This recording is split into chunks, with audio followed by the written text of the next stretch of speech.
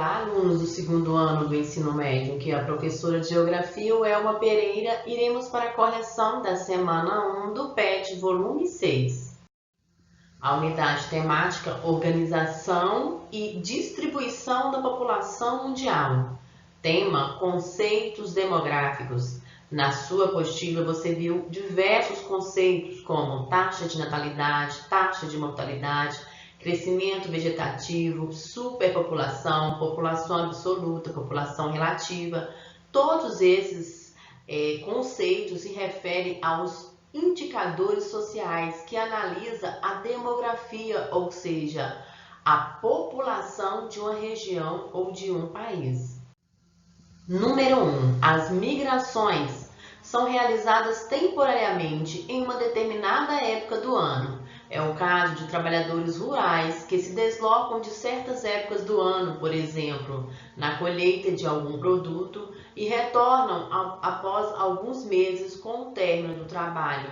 O termo deslocamento populacional, que completa corretamente o texto acima, é sazonal, ou seja, a migração sazonal, como exemplo aqui da região de sul de Minas, são aquelas migrações onde as pessoas lá do norte de Minas ou do nordeste do Brasil vêm aqui no período do mês de maio, junho e julho, trabalham durante a safra na colheita e retornam para as suas casas. Então, essa migração sazonal é a migração desses trabalhadores temporários.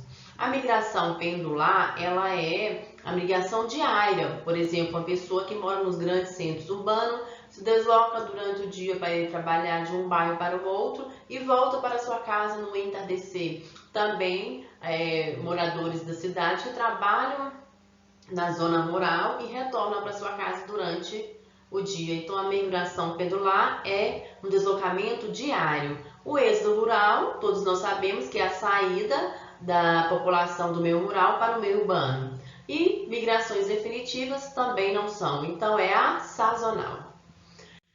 2. Sobre a população, a alternativa verdadeira é: a população relativa é o número total de habitantes de um local. Não, isso aqui é população PA, população absoluta, né? A relativa é quando pega o número da população absoluta e divide pela área. Aí nós vamos encontrar habitantes por quilômetro quadrado. Então, nós encontraremos a população relativa. B. Pode-se chamar uma área ou região de população quando ela possui uma grande população absoluta, certo? Quando ela é populosa, é porque ela tem uma grande população absoluta.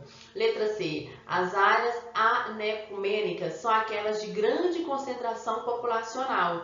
Completamente errado. São as áreas de vazio populacional. Às vezes as condições naturais daquele local ou de infraestrutura impedem que a população se concentre ali. Alternativa D. Desmetropolitização é a migração em massa de pessoas de pequenas e médias cidades para as grandes metrópoles ou regiões metropolitanas. É o contrário. São migrações das grandes metrópoles, das grandes cidades para as pequenas e médias cidades. Então, gabarito, letra B. 3. Realize a correlação a respeito dos indicadores do desenvolvimento humano. Taxa representa o número de crianças que morrem antes de completar um ano de vida, calculado a cada 1.000 crianças nascidas vivas no período de um ano. Então, nós estamos falando de crianças que morreram. Então, é mortalidade infantil. 5. Representa a média de filhos por mulher ao longo do seu período fértil, taxa de fecundidade. Representa o número de nascidos vivos no período do ano em relação ao total da população. É calculada a cada 1.000 habitantes. Então, taxa de nascidos vivos, taxa de natalidade.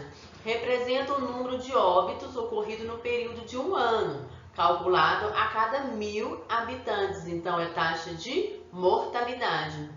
Representa a diferença entre a taxa de natalidade e a taxa de mortalidade no período de um ano. Nós estamos falando de crescimento vegetativo. Correto? Gabarito. Próxima questão. Em uma determinada localidade, após um censo demográfico, ficou revelado que no ano de 2005 a taxa de imigração, ou seja, entrada de habitantes, foi de 8% e a de emigração foi de 3%. Então entrou mais gente nessa região e saiu menos 3% da sua população total. E os óbitos anuais chegaram ao total de 331.038 pessoas durante um ano nessa região. Considerando que a taxa de natalidade foi de 14% e que a população total era de 55.173 milhões de habitantes, podemos dizer que sua taxa de crescimento populacional foi questão totalmente envolvendo matemática e indicadores sociais.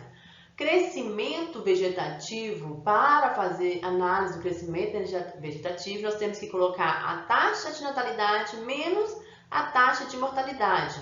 E para calcular a taxa de mortalidade, nós temos que colocar o número de óbitos vezes 1.000, porque é contado por 1.000 habitantes, sobre a população total e dividir pela população total. Então, vamos calcular a taxa de mortalidade. Qual foi o número de óbitos? 331.038 pessoas, né? Qual foi a população total dessa região? 55.173.000 pessoas. Então, a taxa de mortalidade, o que nós vamos ter que fazer? Pegar o número de óbitos, 331.038 vezes 1.000, temos que calcular o número de óbitos por 1.000 e dividir pela população total, 55.173.000 pessoas. Nós vamos encontrar uma taxa de 6%. Então, se nós já achamos a taxa de mortalidade que foi de 6%, nós vamos agora calcular o crescimento vegetativo, porque a pergunta é, podemos dizer que sua taxa de crescimento populacional foi de... Então, ela está querendo saber o crescimento vegetativo, como que foi o crescimento dessa região, sabendo que teve emigrações, teve óbitos e teve nascidos, né? Então, calculando o crescimento vegetativo, você vai pegar que a taxa de natalidade já foi dada aqui, 14%, menos a taxa de mortalidade, 6%, vai ser igual a 8%. Resposta, gabarito, o crescimento vegetativo dessa localidade foi de 8%. Compreenderam? Questão 5. Analise as pirâmides etárias do Brasil, considerando os itens sobre a estrutura populacional brasileira. A pirâmide etária, gente, toda pirâmide etária, onde a base aqui, ó, é mais larga, porque representa crianças e adolescentes, e o ápice é estreito, esse tipo de base aqui são características de países subdesenvolvidos, onde tem muitas crianças e a expectativa de vida é muito baixa, por isso que o ápice é bem estreito. Em países desenvolvidos, a pirâmide é diferente, ela é toda tortuosa. A base é mais estreita porque há um controle de natalidade, há poucas crianças, o número de adultos é bem maior e a expectativa de vida, porque oferece condições de saúde, educação, saneamento básico, então a expectativa de vida é muito alta, então a população tende a viver por mais anos. Então essa pirâmide aqui representa o Brasil em 2015. A base era mais larga e o ápice aqui, ó, a população que representa idosos, né, era mais estreita. Em 2050, a previsão é que reduza cada vez mais essa base. Nós já temos notado que a população, o número de filhos por habitantes no Brasil tem diminuído. Se você for analisar a sua bisavó, a sua avó e a sua mãe, reduziu bastante. E tem aumentado a expectativa de vida do brasileiro. Então, essa aqui é a previsão para o Brasil em 2050. Estamos em 2020, então tem aumentado a expectativa de vida e reduzido as taxas de mortalidade e natalidade infantil. Analise as projeções em relação às pirâmides etárias.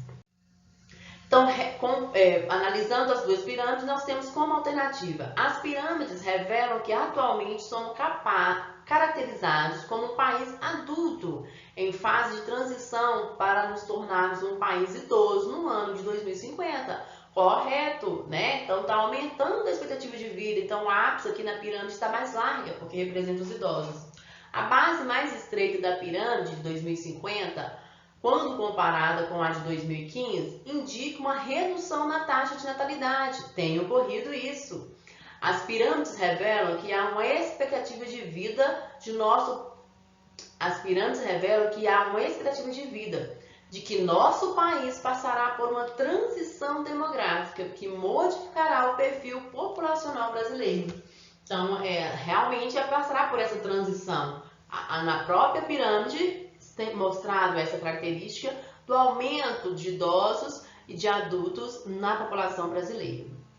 Com base nas pirâmides, é possível perceber que o aumento da média de idade da população no país pode contribuir para uma redução proporcional da população economicamente ativa? Sim, o que é a população econômica ativa? A população que trabalha. Então, se aumenta o número de idosos, os idosos são aposentados, não trabalham. Então, pode ocorrer uma redução aí, porque quem trabalha são pessoas abaixo de 60 anos. Então, conforme essa alternativa, todas as afirmativas são verdadeiras. Gabarito, letra D. Mais Geografia agradece. Espero ter ajudado vocês na correção. Um grande abraço da professora de Geografia, Elma Pereira. Fique com Deus.